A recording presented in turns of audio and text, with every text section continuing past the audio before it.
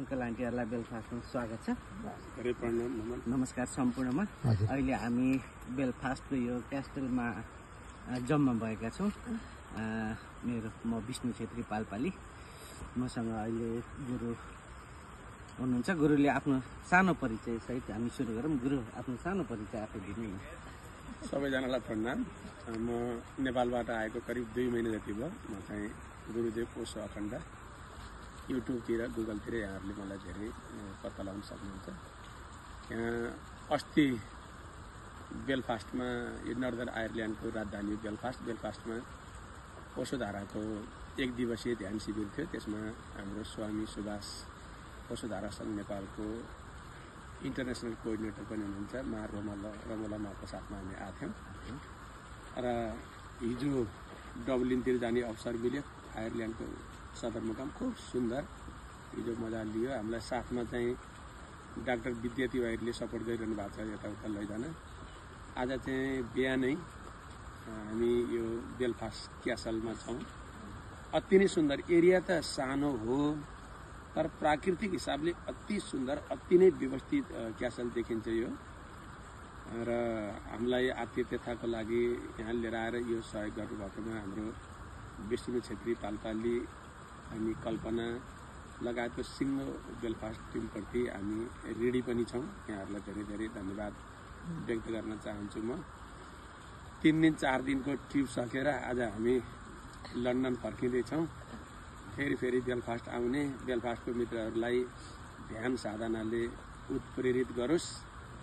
यो प्यास यो मुमुक्षे जागोस्।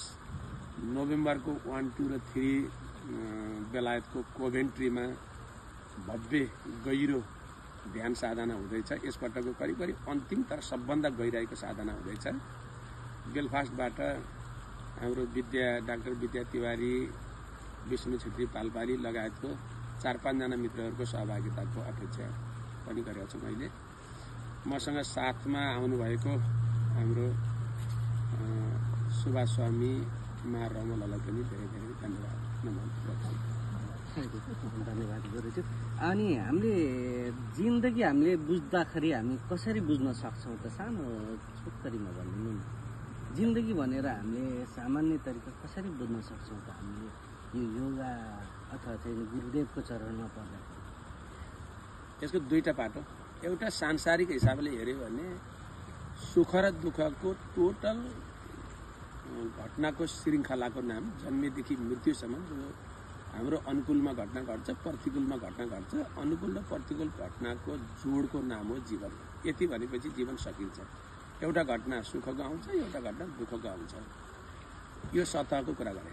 अलिक गहिरोमा जान पर्यो भने चाहिँ यो जन्म सुरुवातको जन्म पनि होइन, अन्तिम जन्म पनि होइन। यो जन्म एक टेलिसिरियल मात्रै हो, एक श्रृङ्खला मात्रै हो। योभन्दा अगाडि 100औं जन्म हामीले मानिसकै जन्म लिइसकेका छौँ। योभन्दा अगाडिको जन्मको हामीले गरेको कर्मको प्रतिफलको रूपमा आज हामी यहाँ छौँ। राम्रो कर्म गरेका छौँ, त्यो सञ्चित कर्मको रूपमा, ब्याजको रूपमा, नाफाको रूपमा हामी सुन्दर जीवन जिइराखेका छौँ। यदि हामीले अलिकति खराब कर्महरूलाई दुःख दिएका छौँ भने चाहिँ त्यो कर्म बन्धनको रूपमा, दुःखको रूपमा आजको जीवन जिइरहेछौँ। यो टोटलमा आध्यात्मिक भाषामा भनौँ भने योभन्दा अगाडिका कयौँ जन्मको प्रारब्ध नै अहिलेको जीवन हो भनेर बुझ्दाखेरि सुन्दर होला। धन्यवाद।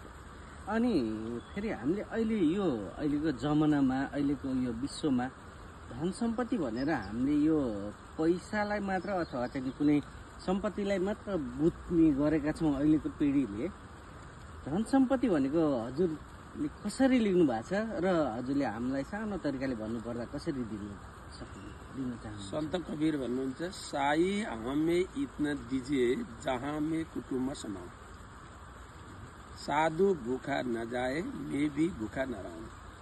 परमात्मासँग यो प्रार्थना गरौँ कि हे प्रभु, घरमा आउने पाहुना भोको नजाओस्। एउटा जोगी कोही आयो भने 1 मुठी चामल दिन सकौँ, म पनि भोको सुत्न नपरोस्। यति चाहिँ हाम्रो सम्पत्ति हो। यति हामीलाई अनिवार्य आवश्यकता छ। अरूसँग सधैँ मागेर खानु नपरोस्। त्योभन्दा बढी हामीले जो आइफोनमा, ल्यापटपमा, प्लेनमा, कलेक्सनमा, ब्याङ्कमा यो अत्याचार गरिराखेका छौँ, शोषण गरिराखेका छौँ, कलेक्सन गरिराखेका छौँ, यो हाम्रो सम्पत्ति होइन।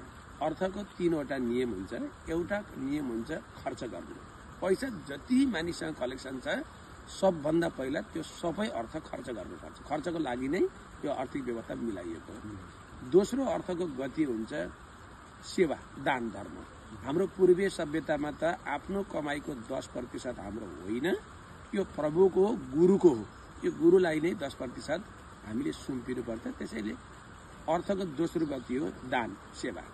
अर्थको तेस्रो र अन्तिम गति हाम्रो नियन्त्रणमा छैन, यो नाश। नाश चाहिँ अरूले गरिदिन्छ, परमात्माले गरिदिन्छ, छरछारीले गरिदिन्छ, समाजले गरिदिन्छ, समयले अर्थको नाश गरिदिन्छ। जति कलेक्सन गर्नुहोस् एउटा निश्चित समयमा तपाईँ जिरोमा गर्नुहुन्छ। त्यसैले हामीले कमाएको कमाईको केही हिस्सा आफूले खर्च गर्ने, केही हिस्सा दान गर्ने र यदि हामीले बचाएर चाहिँ त्यसलाई कलेक्सन गरेर यो चाहिँ सम्पत्ति हो भनेर बचाएर राख्यो भने त्यसलाई समयले नाश गरिदिन्छ। त्यसैले सम्पत्ति के हो? जीवन हो, स्वास्थ्य हो, ध्यान हो, साधना हो। जीवन र जगतलाई जान्ने कुरा चाहिँ सम्पत्ति हो। बाहिरको चिज चाहिँ काम चलाउ मात्रै हो, त्यो सम्पत्ति होइन। सम्पत्ति त्यो होइन भने बुझ्नुपर्छ हामीले, होइन? अल्लाह, धन्यवाद गुरुदेव, एकदम धेरै धेरै हार्दिक प्रणाम। हामी सानो चिया गफमा थियौँ, भर्खरै हामी चिया खाएर हामी अहिले यहाँ बेलफास्ट क्यास्टलमा छौँ।